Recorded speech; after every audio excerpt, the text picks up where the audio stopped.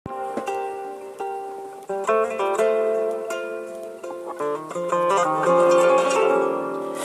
Radio Malaysia FM Mesra Ceria. Alhamdulillah saudara, kita kembali lagi untuk segmen ini, pertemuan kita di jam yang kedua untuk Nurani 59 edisi hari ini, dan juga insyaAllah untuk petang ini saudara, kita akan sama-sama mempelajari dan mengulang kaji ilmu faraid bersama dengan yang bahagia Ustaz Haji Wan Abdul Halim Wan Haring yang telah pun bersedia bersama dengan jam di studio kita hari ini. Jadi tanpa berlengah masa lagi, saya persilakanlah yang bahagia Ustaz untuk terus bersama dengan kita di ruang udara ini. Assalamualaikum Ustaz. Waalaikumsalam warahmatullahi wabarakatuh. Sejati lagi ni. Alhamdulillah, ya, baik macam biasa. Ya, suara pun sedap bunyi ni, nampak bertenaga. Ya ke? Dan ujang tak berapa kuat lah tu. Ujang tak berapa kuat, tapi tengok luar ni, kita baru nak start. Baru nak start. Ya, apa-apa pun untuk anda petang ni, kita akan sekali lagi 2 minggu lepas bertemu bersama dengan Ustaz, kita membincangkan mengenai siasatan waris lah untuk permasalahan dan pembahagian harta ni, dalam permasalahan dalam pengurusan dan pembahagian harta pusaka. Kalau 2 minggu lepas kita membicarakan tentang anak Ustaz Ya, dari anak si mati. Daripada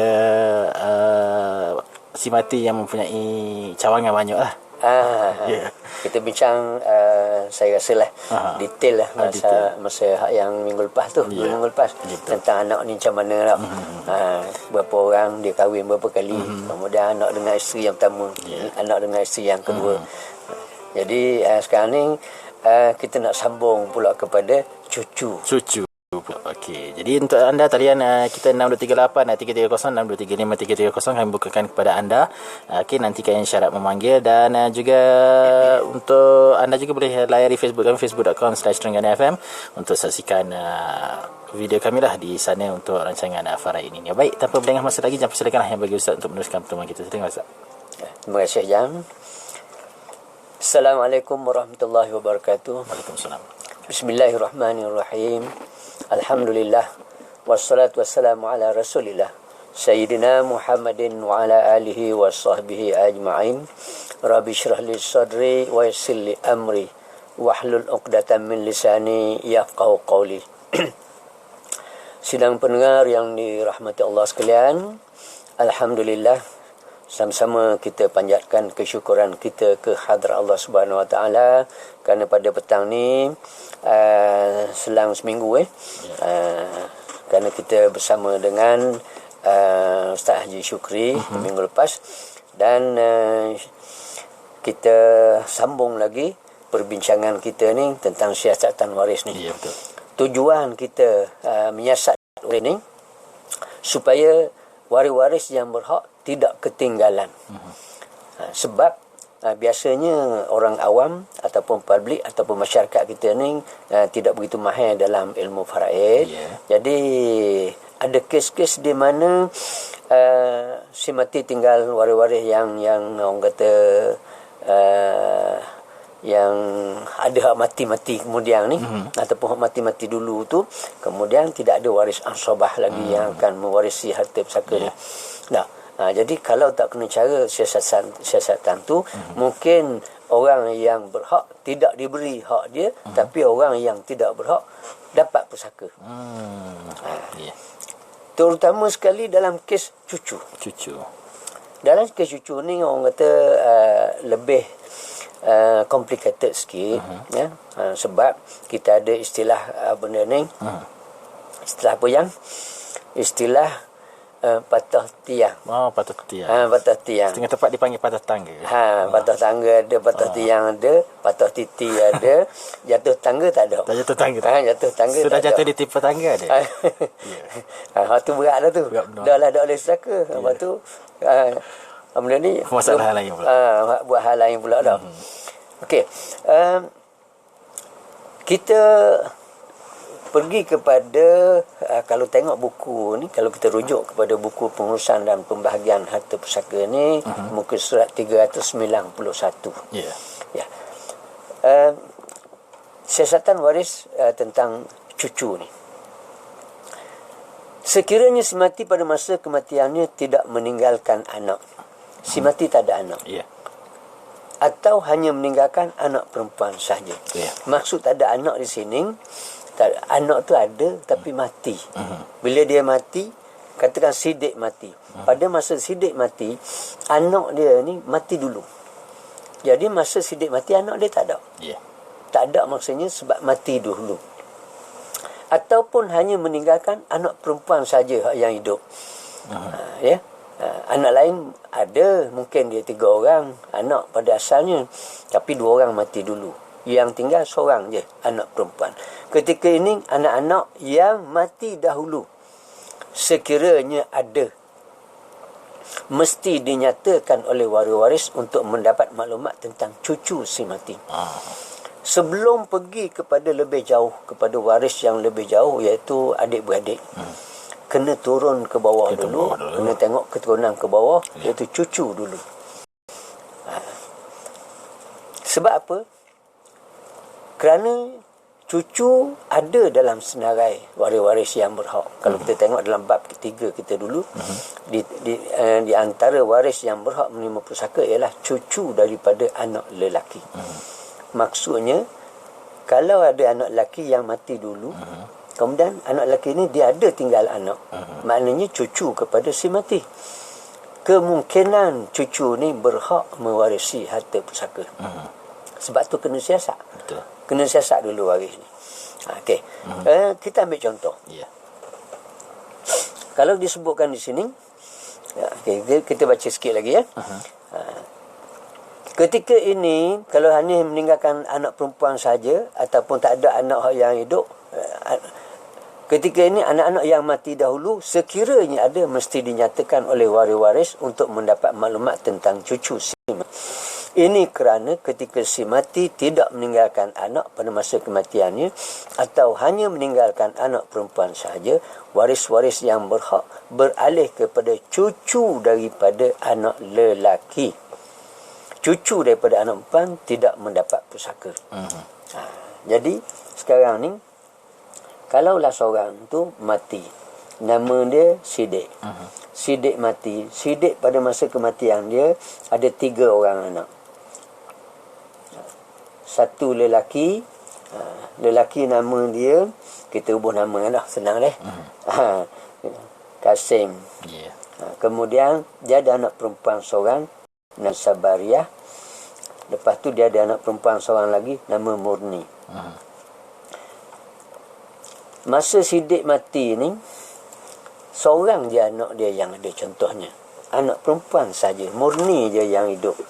Sabariah mati dah, Kasim mati dah.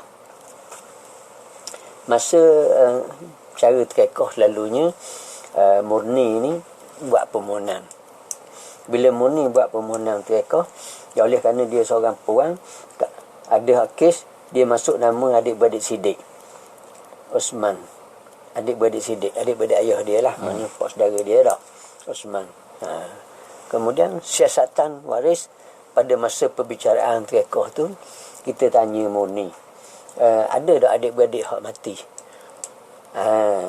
Walaupun dia kata dia seorang je anak kepada Siddiq, ada tak adik-beradik Murni ni hak yang mati? Ada ke anak Siddiq yang mati dulu? Oh, dia kata ada.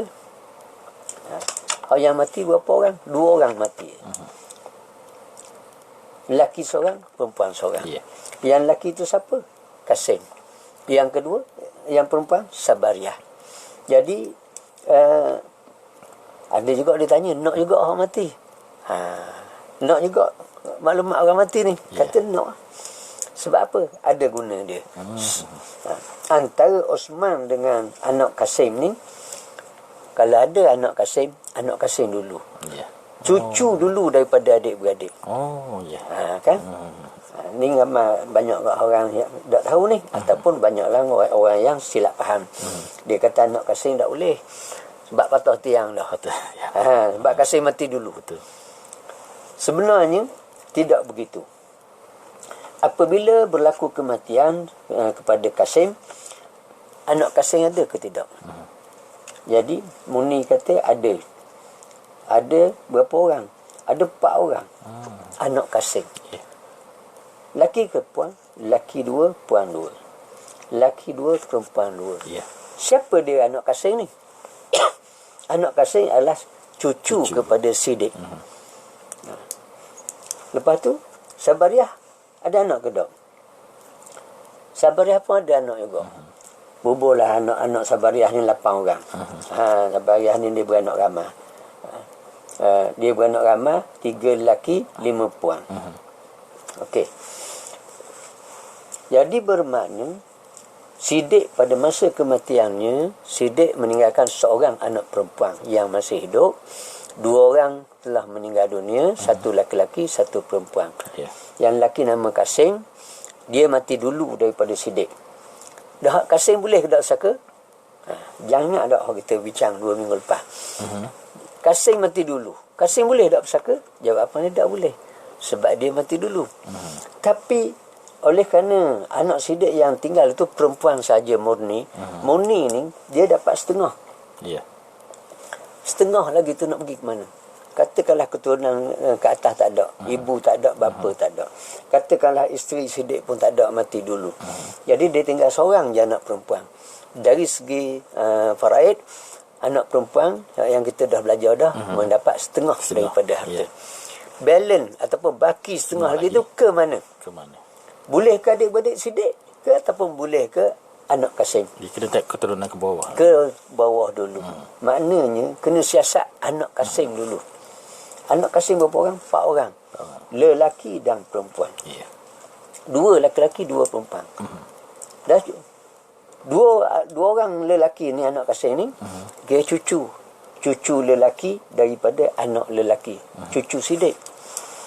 Hak puan tu 2 orang perempuan adik-beradik anak-anak Kasim tu dapat ke tidak pusaka?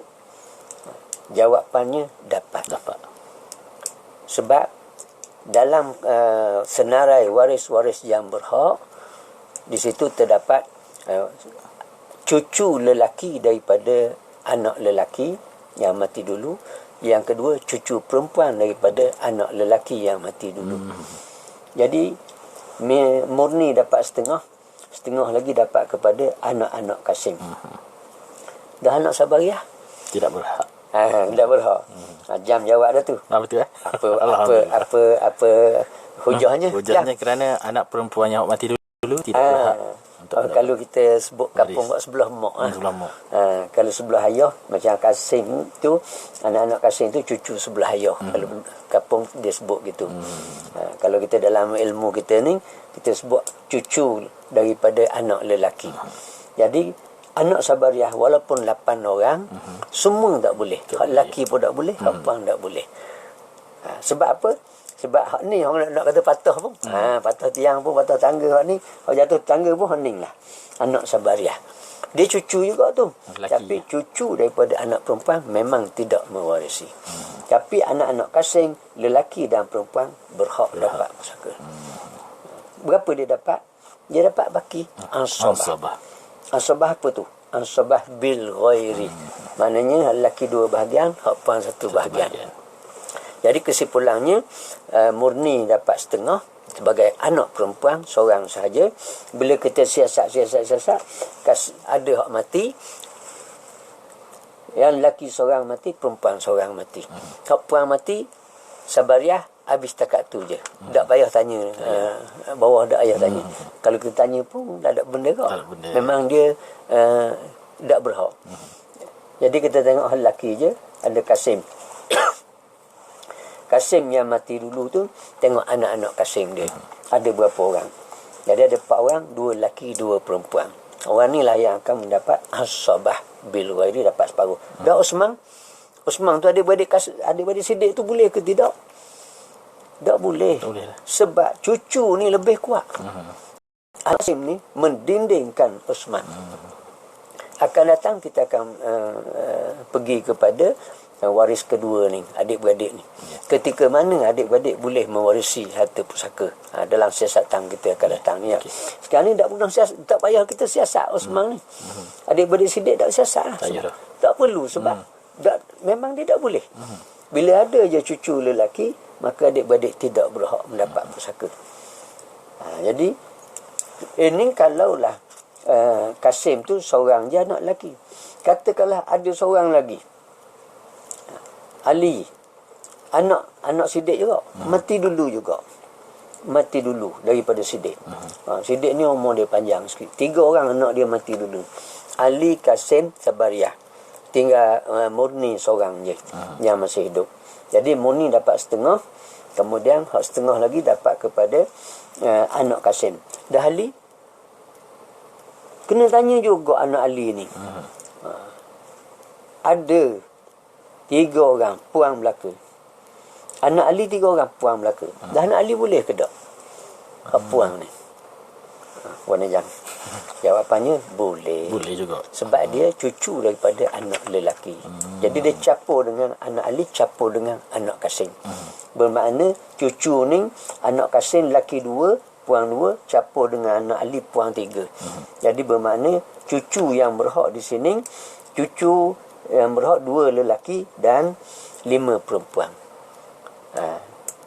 Yang tak berhaknya Sabariyah. Ya.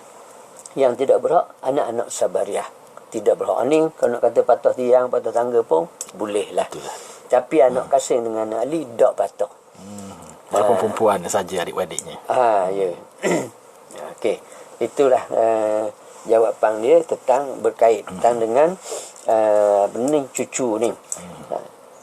Dah cucu hak mana hak dak boleh saka. Cucu daripada anak lelaki. Tapi dia tak boleh saka. Cucu yang macam mana? Cucu yang tidak boleh bersaka ni sekiranya anak sidik ni hak lelaki masih ada. Hak hidup. Murni, katakanlah murni ni kita tukar. Daripada murni ni kita jadi Abu Abdul Wahab. Abdul Wahab. Daripada murni puang kita tukar jadi lelaki. Katakanlah si mati ada 3 anak lelaki, Ali, Kasim, Sabariyah, Abdul Wahab. Wahab seorang masih hidup. Ali mati, Kasim mati, Sabariyah mati. Ali boleh tak saka? Tak boleh. Sebab dia mati dulu. Kasim mati dulu. Sabariyah pun mati dulu. 3 orang tak boleh. Dan Wahab boleh ya? Sebab dia hidup. Wahab boleh ke mana? Wahab boleh asabah. Waris lelaki dapat asabah. Kalau dia seorang je yang hidup, waris-waris lain tak ada, dia dapat 100%. Oleh kerana Wahab masih ada, anak lelaki ada, masih ada, dia mendindingkan semua cucu-cucu. Gitu pula. Dia mendindingkan anak Ali. Dia mendindingkan anak Kasim. Jadi anak Ali tak boleh, anak Kasim tak boleh. Cucu, semua jenis cucu tak boleh. Apatah lagi anak-anak pada Sabariyah. Itu memang tak boleh dah. Wahab ada ke, Wahab tak ada ke, waris murni ada ke, murni tak ada ke, anak Sabariyah memang tak boleh. Tapi anak Ali kena tengok dulu. Anak Kasim kena tengok dulu sama ada masih ada ke tidak lagi anak-anak sidik yang laki-laki yang masih hidup. Tak kira lah daripada isteri yang mana. Tak kira. Isteri yang mana dia tak kira. Dia sidik kahwin 3 orang katakan. Jadi Ali tu dengan isteri yang pertama. Anak sidik dengan isteri yang pertama. Kasim anak sidik dengan isteri yang kedua. Wahab anak sidik dengan isteri yang ketiga. Contohnya. Tapi yang hidupnya Wahab. Hak busu. Hak busu. Ali mati dah, Kasim mati dah. Maka Ali tak boleh, Kasim tak boleh. Oleh kerana Wahab masih hidup, anak Ali tak boleh, anak Kasim tak boleh. Saya rasa jelas tu. Jelas sangat. Kita ulang beberapa kali lah juga dalam bab ni. Tapi inilah bab yang orang kata agak keliru sikit. Dan memang kadang kelang kabut sikit lah. Lagipun kita tak pakai tak ada dalam bentuk rajah ni kan. Kalau kita ada buku, insya-Allah dalam buku tu adalah disebut tunjuk dalam rajah-rajah ni.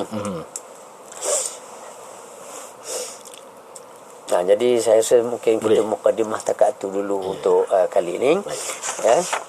Mungkin dalam masa-masa yang akan datang ni kita cuba detailkan lagi tentang siasatan waris ni. Nak kena siasat molek supaya